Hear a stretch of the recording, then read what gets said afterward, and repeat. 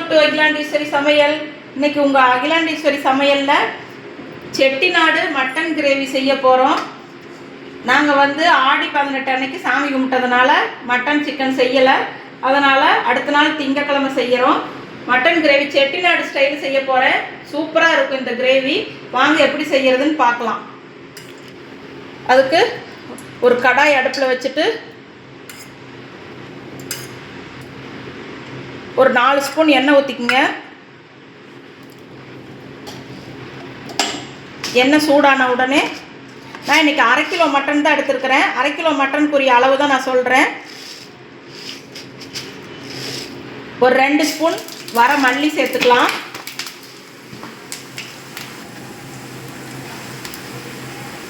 ஒரு ஸ்பூன் சோம்பு, ஒரு ஸ்பூன் சீரகம்,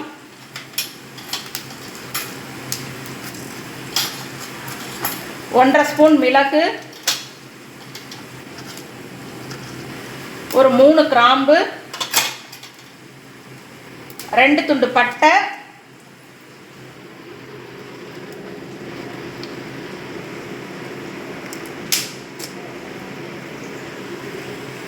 3 ஏலக்காய், ஒரு அன்னாசி பூவில் பாதி எடுத்திருக்கேன். கல்பாசி கொஞ்சமாக போட்டுக்குங்க. ரொம்ப போட்டால் வாசனை ரொம்ப அதிகமாக இருக்கும். ஒரு 4-5 முந்திரி பருப்பு.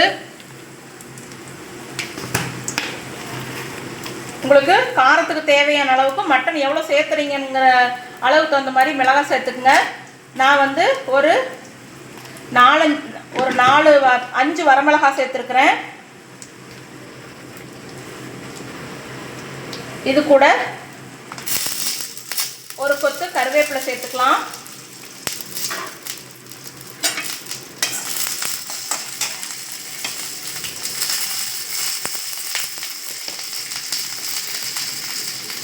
சின்ன ஸ்பூனில் 1 ஸ்பூன் கசகசா,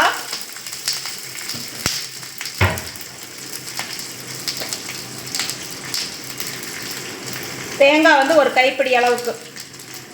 இதெல்லாம் ஒன்றா சேர்த்துட்டு நல்லா லோ ஃப்ளேமில் வச்சு வதக்கணும்.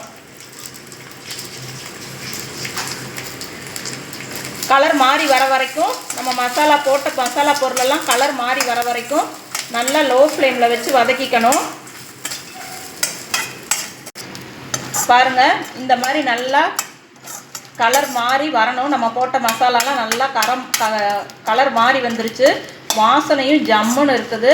இப்போ இதை எடுத்து ஒரு ஆற வச்சு மிக்ஸி ஜாரில் சேர்த்து அரைச்சிக்கலாம். குக்கர் அடுப்பில் வச்சுட்டு கிரேவி செய்யறதுக்கு தேவையான அளவுக்கு எண்ணெய் சேர்த்துக்கலாம். குக்கர் நல்லா சூடானதுக்கப்புறம் எண்ணெய் நல்லா காஞ்சிருச்சு. இதில் ஒரு பெரிய வெங்காயம், ஒரு தாளிக்கிறதுக்கு எதுவுமே போட வேண்டியதில்லை. நம்ம எல்லா மசாலாவும் வதக்கி இருக்கிறோம். அதனால் தாளிக்கிறதுக்கு எதுவும் சேர்க்க தேவையில்லை. எண்ணெய் சூடான உடனே ஒரு பெரிய வெங்காயம், 2 பச்சை மிளகாய் சேர்த்திக்கலாம். சேர்த்துட்டு நல்லா இதை வதக்கிக்கணும். கண்ணாடி பதம் வந்த உடனே பெரிய வெங்காயம் இங்கே பாருங்கள், இந்த அளவுக்கு நல்லா வதங்கிருச்சு. ஓரளவு கண்ணாடி பதம் வந்தால் போதும். இப்போ நம்ம இஞ்சி பூண்டு பேஸ்ட்டு சேர்த்துக்கலாம். ஒரு 1.5 ஸ்பூன் இஞ்சி பூண்டு பேஸ்ட்டு சேர்க்குறேன் நான். சேர்த்துட்டு இஞ்சி பூண்டோடைய பச்சை வாசனை போக வரைக்கும் நல்லா வதக்கிக்கணும். இப்போ இதில் தக்காளி சேர்த்துடலாம்.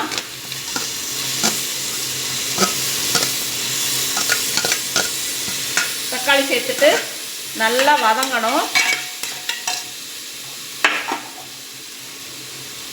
கிரேவிக்கு தேவையான அளவுக்கு உப்பு சேர்த்துடலாம். உப்பு சேர்த்தோம்னா சீக்கிரம் நம்மளுக்கு வெங்காயம் வதங்கிடும். சேர்த்துட்டு இதெல்லாம் நல்லா வதக்கணும். இப்போ நம்ம வதக்கி வச்ச மசாலாவையெல்லாம் மிக்ஸி ஜாரில் சேர்த்து நல்லா ஆறிடுச்சு, அரைச்சிக்கலாம்.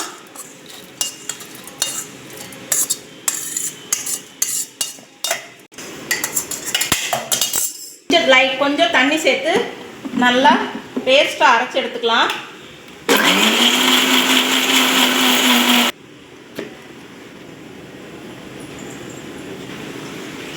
மட்டன் கிரேவி, முட்டை வச்சு வச்சுருக்கிறேன். அப்படி வச்சு அப்புறம் வீடியோ முடிக்கலாம். என்ன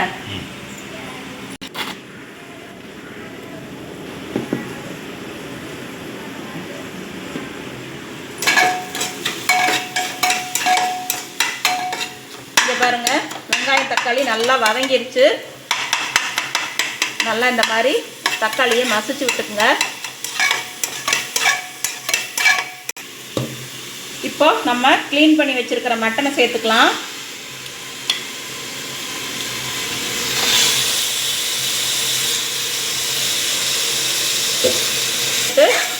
நல்லா எண்ணெயிலேயே ஒரு நிமிஷம் வதக்கி விட்டுக்கணும்.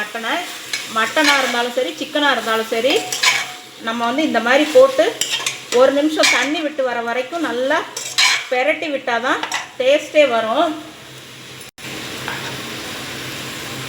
இப்போ மட்டனுக்கு தேவையான அளவுக்கு ஒரு 1/2 ஸ்பூன் மஞ்சள் தூள் சேர்த்துக்கலாம். மிளகாய் தூள் வந்து நான் சின்ன ஸ்பூனில் ஒரு 1/2 ஸ்பூன் தான் சேர்த்துறேன். ஏன்னா நம்ம போட்டு அரைச்சிருக்கிறோம். சும்மா ஒரு கலருக்காக வரமிளகாய் தூள் வந்து ஒரு 1/2 ஸ்பூன் சேர்த்திக்கிறேன். நீங்கள் காஷ்மீரி மிளகாய் தூள் இருந்தால் கூட சேர்த்துக்கலாம். அவ்வளோதான். இதை நல்லா ஒரு நிமிஷம் கைவிடாமல் நல்லா கறியிலேருந்து தண்ணி விட்டு வர வரைக்கும் நல்லா பெரட்டி விட்டுட்டு நம்ம அரைச்ச மசாலாவை சேர்த்துக்கணும். இப்போ பாருங்கள், கறி நம்ம போட்ட கறி ஒரு 5 நிமிஷம் நல்லா வதக்கி விட்டுட்டேன். இந்த மாதிரி தண்ணி பிரிஞ்சு வந்திருக்கு பாருங்கள்.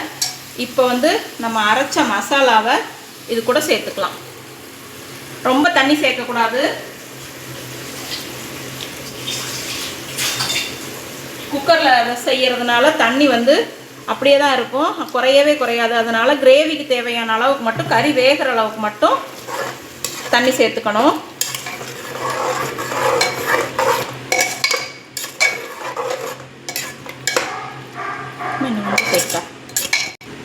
இப்போ பாருங்கள், இந்த மாதிரி நம்ம சேர்த்துட்டு குக்கர் விசில் போட்டு நீங்கள் எடுத்துருக்கிற மட்டன் எந்த மாதிரி இருக்குன்னு அதுக்கு தகுந்த மாதிரி விசில் விட்டுக்குங்க. நான் இங்கே வாங்குகிற மட்டன் வந்து ஒரு 7லேருந்து 8 விசில் விட்டால் தான் நல்லா வேகும். அதனால் 7லேருந்து 8 விசில் விட்டுக்கிறேன். அவ்வளோதான், நம்ம கிரேவி ரெடி ஆயிடுச்சு. இது விசில் வந்ததுக்கப்புறம் எப்படி இருக்குதுன்னு பார்க்கலாம். இப்போ பாருங்கள், நம்ம மட்டன் கிரேவி ஒரு 7-8 விசில் விட்டதுக்கப்புறம் சூப்பராக ரெடி ஆயிடுச்சு. கடைசியாக மல்லி இலை தூவிட்டு ஸ்டவ்வை ஆஃப் பண்ணிடலாம். கடைசியாக உப்பு செக் பண்ணிக்கிங்க. அவ்வளோதான், நம்ம சூப்பரான செட்டிநாடு மட்டன் கிரேவி சூப்பராக ரெடி ஆயிடுச்சு. இதே மசாலா வச்சு நீங்கள் சிக்கன் செய்யலாம், காலிஃப்ளவர் செய்யலாம், மஷ்ரூம் செய்யலாம், எல்லாமே இந்த மசாலா வச்சு செய்யலாம். சூப்பராக இருக்கும். இந்த மட்டன் கிரேவி உங்களுக்கு பிடிச்சிருந்ததுன்னா என்னுடைய அகிலாண்டீஸ்வரி சமையலுக்கு லைக் பண்ணுங்கள், ஷேர் பண்ணுங்கள், கமெண்ட் பண்ணுங்கள், மறக்காமல் சப்ஸ்கிரைப் பண்ணுங்கள். தேங்க்யூ. இப்போ பாருங்கள், நம்ம மட்டன் கிரேவி ஒரு 7-8 விசில் விட்டதுக்கப்புறம் சூப்பராக ரெடி ஆயிடுச்சு. கடைசியாக மல்லி இலை தூவிட்டு ஸ்டவ்வை ஆஃப் பண்ணிடலாம். கடைசியாக உப்பு செக் பண்ணிக்கிங்க. இன்றைக்கி எங்கள் வீட்டில் லஞ்சு சாதம், முட்டை,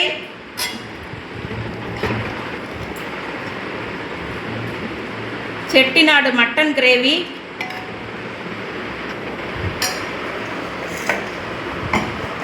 நெத்திலி மீன் வந்து அன்னைக்கு நாங்கள் கெஸ்ட்டு வந்திருந்தாங்க ஊர்லேருந்து. எங்கள் அக்கா மாமா எல்லோரும் வந்திருந்தாங்க.